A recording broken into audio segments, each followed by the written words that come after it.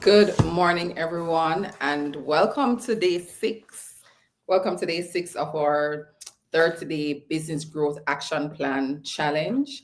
I hope that you found the first week to be very informative, and this is a week where we ram things up a bit. This is a week where we're going to be setting the goals. Funny enough, this morning I read a newsletter that someone wrote on LinkedIn. And one of the things he was talking about is the reason why executives or leaders shy away from strategic planning. And one of the things that he shared is when you plan, you're basically setting an hypothesis. And sometimes we don't want to be wrong. We want to be sure of the results that we're generating. And sometimes the planning can get aside, go to the side because you want to be in the doing. Because when you're doing something, you're generating results. So today, we're going to be talking about how do you measure those results? How do you know if your effort is producing the result that you have in this hypothesis statement? Because that is what your strategic plan really is. It's an hypothesis statement. And today we're talking about KPIs. We're talking about selecting the right KPIs and some of the KPIs that you can think of monitoring for your business. So if you're joining for the first time, I'm Michelle O'Connor, your business growth strategist, and we are working on ensuring that we have our business plan, our business action growth plan ready before the holidays so you can step into 2026 knowing what goals you're going to be focusing on. So let's have a conversation about KPIs.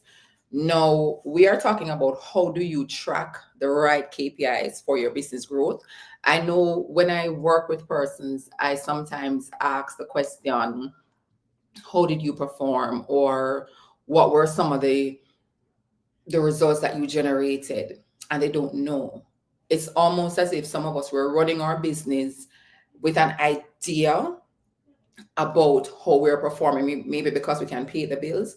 But I'm going to be talking to you about how tracking the right KPI can put you ahead of the game so you know what is working, what is not working, right? So why is it important? KPI is important because it keeps you focused. It helps you to know when you need to course correct. So I remember when I was in corporate, one of the things we did was we had a monthly revenue meeting. It was just about revenue. You had a meeting just about expenses.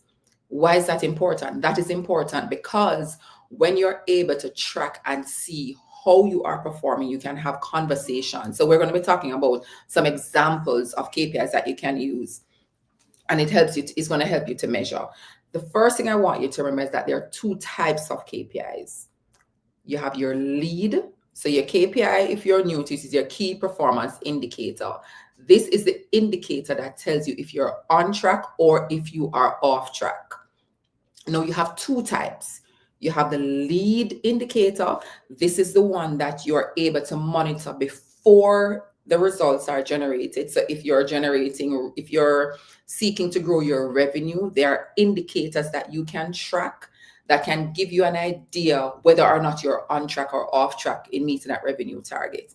And then you have your lag indicator. So we're going to be going into those two, and then we're going to be giving some examples of why is it important for you to have maybe two or three, or maybe three, let's say 3 to 5, but don't have a lot of KPIs that you're monitoring, right? So I know for many founders or CEOs, we are tracking our lag, but I want to have a conversation with you about your lead indicator. So when you think about lead indicator, this is the one that's predictive.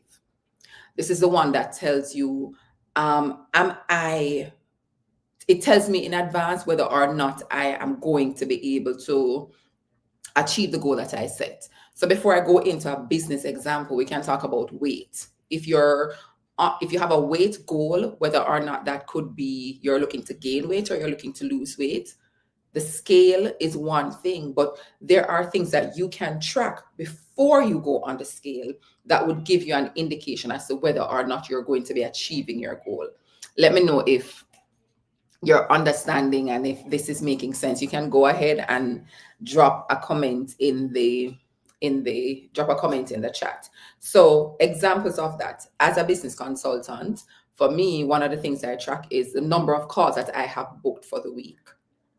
So I know if I have X number of calls booked, that is an indication that the revenue target that I have set for the end of the month will be met or will not be met. If there are no calls booked, I probably need to go back and look back at my strategy.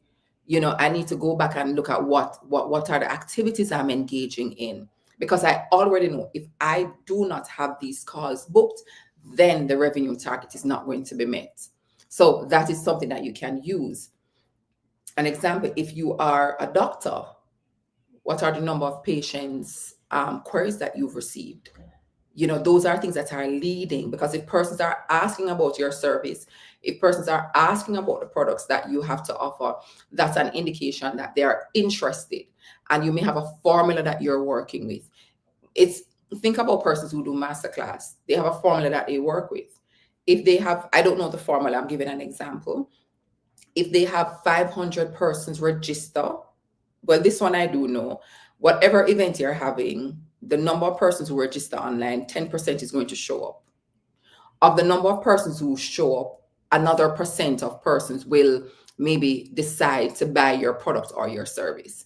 So knowing that, it means your end result is to have them on board or see you as their desired service provider. So if you know only 1% of the persons are going to buy, it means you need to have X number of persons registered. You can type in the chat and tell me if that's making sense for you. So that is the number of persons registered is a lead indicator, giving you an indication as to how many persons you have potentially in attendance and then how many persons you'll be able to sell to. So I hope this is making sense for you.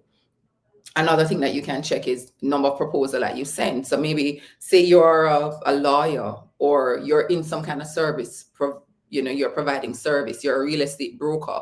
What are the number of calls that you've had? What are the number of proposals that you've made to potential home buyers or home sellers? And you have a number that you need to meet each week or each month. That is the conversation that you're having with yourself or your team, and those are the numbers that you're tracking. Sometimes we're tracking the wrong KPIs. We are just focused on revenue, but there's something that happens before the revenue is generated, where if we're tracking those numbers, we're able to course correct if needed, and then you don't have to worry about the results in the end, because you know it will come because you were doing what you needed to do leading up to the before the results. Let me know in the comments if you have any questions, and if this is something, what KPIs are you tracking for your business? I can also think, we're talking about lead indicators. So I'm thinking about, maybe you have a co-work space. How many tours have you given to maybe corporates or persons looking to book a meeting room, or persons looking to rent the space? That is something else that you can think of. That is giving you an indication as to whether or not you will meet the occupancy rate that you are targeting at the end of the month. We're talking about KPIs. The thing is, when we just go about our days without looking back at the thing that will indicate whether or not we're on target, that is where we get burnout and overwhelm. And that's what we're trying to prevent here. We're going to be talking about goals and setting up those goals tomorrow, but I want to have the KPI conversation so you can start thinking and knowing, was I tracking the right KPI, and which KPI do I need to be tracking? So drop the comment in the chat or ask questions if you need to. There are other things that you can be looking at. You can look at social media engagement, depending on the type of business that you have. Your hits on your website, maybe you're selling a product, and because you're selling the product, you want to be able to see how many persons are going on your website. When you are able to do that, that can also give you an indication. We're getting a lot of hits, we're getting a lot of queries, but it's something that happens. Think of your lead indicator as something that happens before the sale, something that happens before you generate the revenue, before you reduce the expense. Those are some of the things that you think of. Now, let's talk about the one that a lot of us tend to track, and that is our lag indicator. Now, the lag indicator, it's more reactive. You really can't do anything about it after you've generated the result within the period. So let's take revenue as an example. If you were to generate $100,000 in revenue by the end of the month, at the end of the month, the revenue is what it is. You can't do anything about it. But and that's a lag indicator. If you were to generate $100,000 in revenue and you needed to have 5 sales calls booked in your calendar per week, the first week, if you don't have it, you can know, okay, if I don't get 10 next week, we're in trouble. You can do something different. Maybe I need to reach out to more people. So your lag would be your revenue. So revenue is one that I know we track a lot. For co-work space, because I gave an example, you can look at your occupancy rate. What is the occupancy rate that I have? That can tell me, okay, if I'm supposed to be at 60, am I at 60? You can't do anything about it, but you can do something about the queries that you get. If you're not getting queries, maybe you need to ramp up your marketing. So looking at the KPIs help you to make those decisions. Lag indicator, again, your customer service, your customer satisfaction score. If your score is low, that's an indication that your customers aren't satisfied. However, they already got the service and they're already dissatisfied. You can't do anything to change it, but it's now the result to show you whether or not the things that you're doing is working. So both are needed. It's just that both of them play a different role. You may track your lag indicators less frequently than you do your lead indicators. So I suggest for you that you select maybe 3 to 5 KPIs and ensure that you're tracking the right KPIs, guys. Sometimes I found that a lot of persons are at revenue. Let me look at just my revenue. But there are a lot of things that happens before the revenue that can let you know whether or not you're on track or you're off track.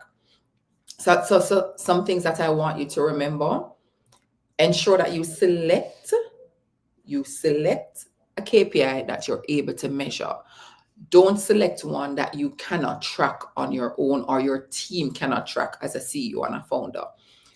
You need to be able to track it. I find organizations do this a lot. We have this laundry list of KPIs and we don't have systems in place nor processes in place to track and give us the results. So ensure you're selecting a KPI that you're able to track and measure. Have a process or a system in place. Create a KPI dashboard. And when I say a KPI dashboard, it's really a table that allows you to see, one, what the KPI is. If the KPI is revenue, if it's a lead indicator, number of sales call, you have your KPI. I then want you to show your frequency. How often are we going to be monitoring this KPI? So whether you're monitoring it on a weekly basis or a monthly basis. And then in the next column, you want to say who is the owner, who owns this. Ownership is a very big deal in ensuring that you're achieving the goals that you set out to achieve. If you have no owner, it's just in thin air and nobody's doing it, and you go in the meeting and everybody's looking around at each other, but you want to ensure that somebody owns it. Somebody knows what result is going to be generating, and the person who owns it, they're monitoring and they're able to give you updates as to where you are. You want to have a monitoring process. So earlier shared, we have monthly revenue meetings, we have monthly expense meetings. What is the process for monitoring the performance? Am I going to use my CEO days once per week and sit and review my KPIs? Or what does it look like? Have something, guys. I keep saying this, that we see large organizations and we believe that they become, it's because they're large or they have executives. No, they have processes in place that helps them to move the needle forward. Right? So must do's at the end. Any question, please put your questions in the chat. Select 3 to 5 KPIs. Keep it simple and be consistent. I was talking to someone the other day, and one of the things that they shared with me is Mr. Beast. Maybe you don't know him. If you do, you can. If you don't, you can Google him. But Mr. Beast, when he was building his social media platform, he was tracking one KPI. How many persons do I have viewing this thing that I'm producing? And if you're growing, then that's all I need to check. I just need to check to see if persons are coming on. Have the KPIs that if I ask yourself this question: if I am able to monitor this one thing, will I be able to know if I am on track to achieving my goal? And that's a KPI that you want to select. And you don't have to select a lot. You're in real estate, you might be tracking commission. But outside of commission, one of the things you want to track is, okay, how many persons am I meeting with on a weekly basis? One of the things that someone I worked with did was he tracked also the number of times he touches his current client base, past and present, whether or not he made a proposal to them or not, because he was able to see that most of the home transactions that he was doing were from repeat customers. So it means if I continue to engage, if I continue to have conversations with them, I have a very good opportunity for them to refer me to somebody else or to use me for their next home purchase. So think about that is what, when you have the numbers, you're able to look at it and you're able to analyze and you're able to see if the hypothesis that you select is working. And that is what we're going to be doing tomorrow. We are going to be saying, this is the goal that we're going after, and this is how we're going to measure and test whether or not this is working. I hope this is making sense for you guys, and I hope you're finding value. Go ahead and ask your questions if needs be, but select the right KPIs. We'll continue this conversation some more, I think, on Wednesday, because tomorrow what we're working on is selecting the goal or your goals for 2026. And then we're going to be breaking down those goals and identifying how we're going to be measuring them. But I want you to start thinking about it. What can I currently track outside of revenue? We want to track leading up to revenue and monitoring those on a weekly basis. Well, we'll work through that some more. I hope this helped you, and go ahead and ask any questions that you have, even if you're watching the replay. But selecting your KPI is one thing that's going to set you up for success. All right, guys, thank you so much for coming on. Have a wonderful day. Bye.